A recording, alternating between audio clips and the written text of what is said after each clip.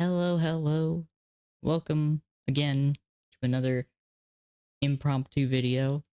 I'm gonna unmute the game here in a second, but you're gonna think that I'm a little obsessed here with the Calliope, but to be honest, I just kind of got inspiration to make these videos. And oddly enough, I can actually mess around with the Calliope on this game. So I want to talk about a little bit of the differences here with the Calliope. So, as you can see, you got all these stats, the whole armor. It's not super great. It's 50 millimeters in the front, 38 in the side and rear. It's paper, basically. The turret is okay with 76, 50, and 50 for what it is. It's understandable. It's fine. It's not the best, but it's not horrible. So, I wanted to talk about the main gun, which has standard AP rounds with effectively like 88 millimeters at its around its normal range. So give or take about 88. Uh, HE shells are nothing to write home about. 10 millimeters. It has PCBC, which has 101 average penetration. Basically, it's pretty solid. This is about your average round. It's pretty good, and a smoke round. The smoke round. This is the kicker here. These M8 rockets, they have 24 millimeters of penetration. But it's okay because they have almost 2 kilograms of TNT, effectively. So it gives them quite a bit of a punch. And I'm going to show you why here in just a second. Let me go on the test drive here. I'm going to test drive it on the realistic because thankfully War Thunder actually lets you change that. So this is pretty cool. And I wanted to do this just primarily to prove a point. See, the main gun's fine. It works perfectly fine for dealing with stuff that has no armor, like that little SPAA there. And it also works pretty well if I could aim. I'm not the best aiming without using the sight yet. But yeah, as you can see, I'm firing an HE shell. It's not super great. So we load the AP. Easy. Easy pen. That is more so what you will see a tier lower in World of Tanks console right in front of me. That is a it's Panzer IV, if I remember correctly. One of the early Panzer IVs. It didn't pin, as you can see. Let me get my range down.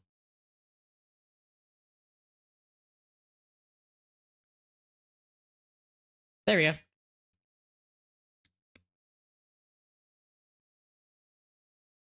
Just straight up hit it in the front. Killed. So that is a Panther. Let me get my range down.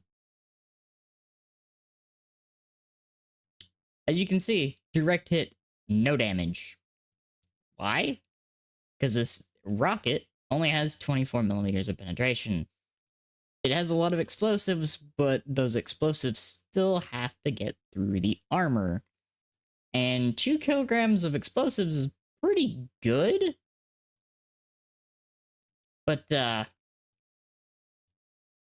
only if it can actually shatter the plating.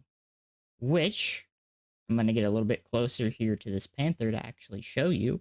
Which this, by the way, due to the difference in how these games work, I'll be prefacing that right now before people say in the comments they're completely different games. They work completely differently. Yes, they do. The one on World of Tanks console has significantly more penetration. So I'm going to show you from the front. I gotta get the aiming down. There we go.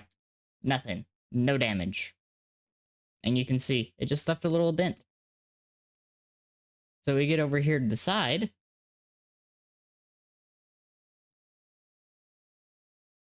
And we'll aim for the turret.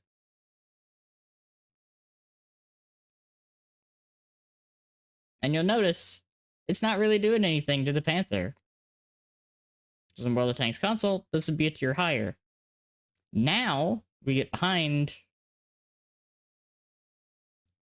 And we're starting to do a little bit of damage here.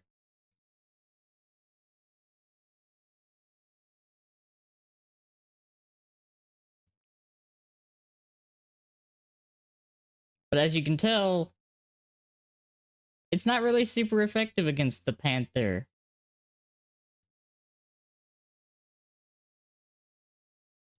Until you hit specific spots and set off the ammo. Which means that's another tank you can see.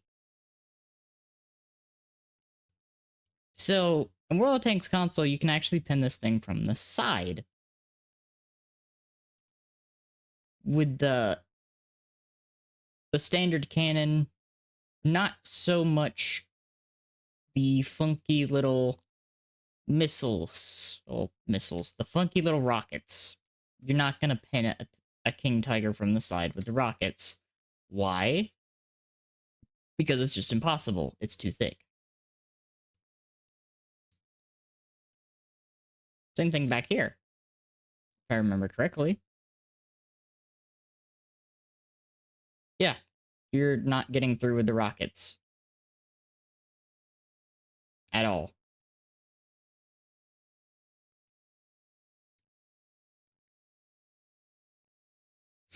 So, what is the usefulness of this particular tank in World of Tanks? Well, because it has 70... Was it 70 or 65? I'll double check later, but you can also correct me in the comments. But I know that it's not super great.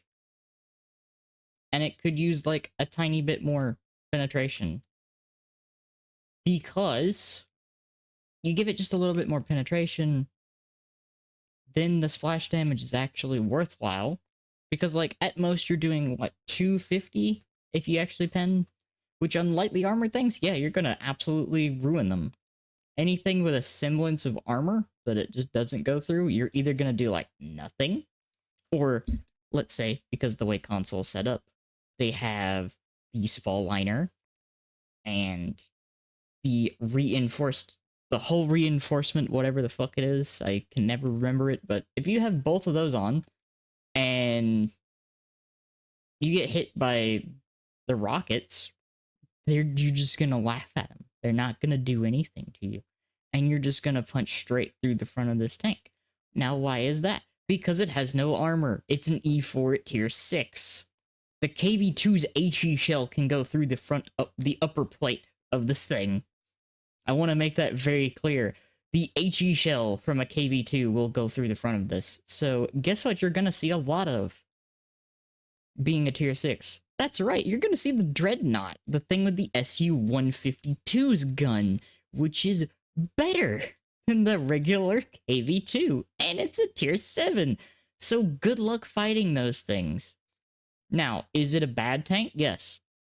I'm not even gonna hide the fact that I think the Calliope and World of Tanks console is a terrible tank. But it's funny. It's a novelty tank.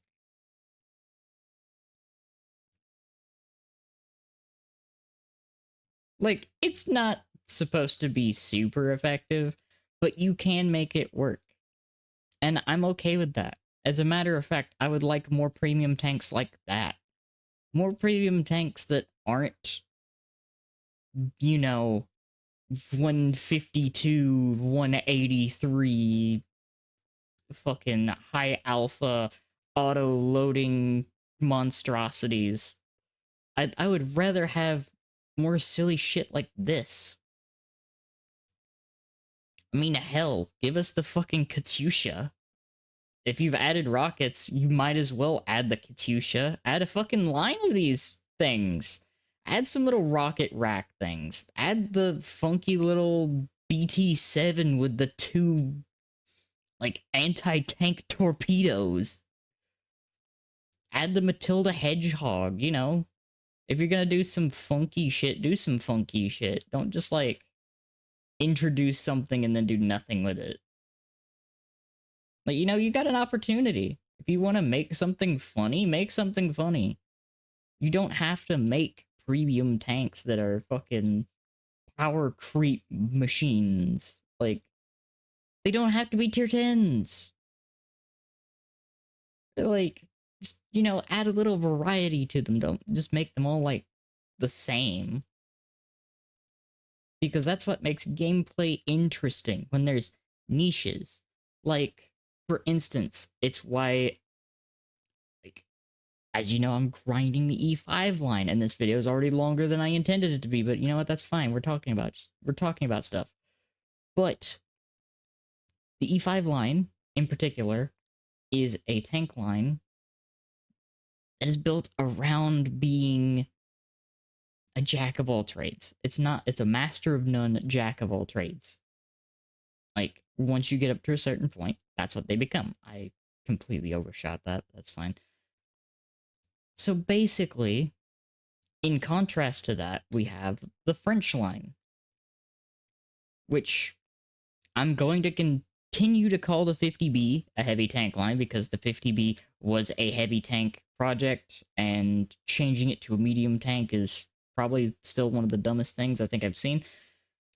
The 50B, conversely to the E5, has an autoloader. It's a really good gun. However, all of its armor's on the front.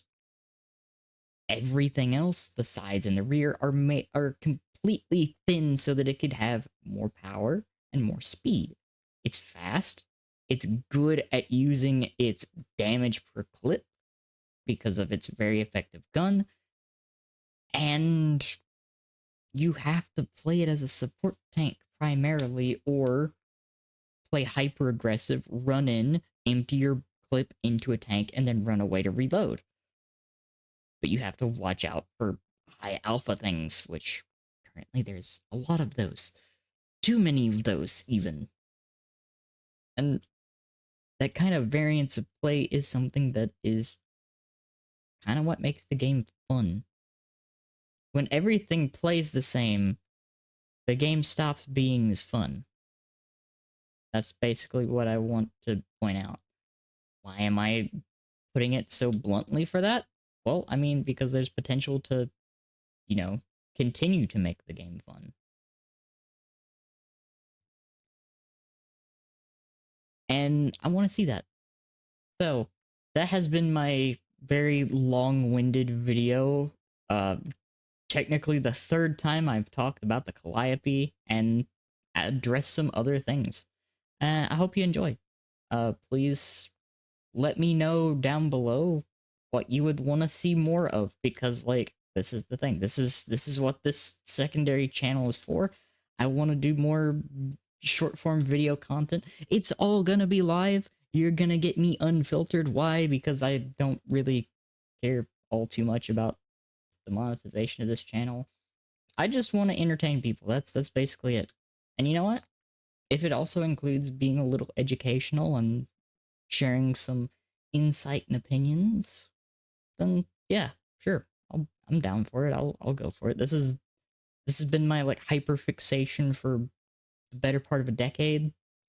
So yeah, let me know what you think down below. And yeah, I'll try to get another video out sometime this weekend. Hopefully I'll be able to get the M6. If not, expect something new. But yeah, that's it for me. I've gone on for longer than I initially intended to, but that's just me. I kind of do that all the time. I never unmuted the game. That's how you can tell that I'm really invested in what I'm talking about. So, thank you all. Yeah. And like I said, anything you think of, you want to see me do, hit me up. Like, I'm down. I'm always looking for new things to work on and to make videos and potentially stream. So, yeah. Thank you all for watching. I'll see you in the next one. Bye bye.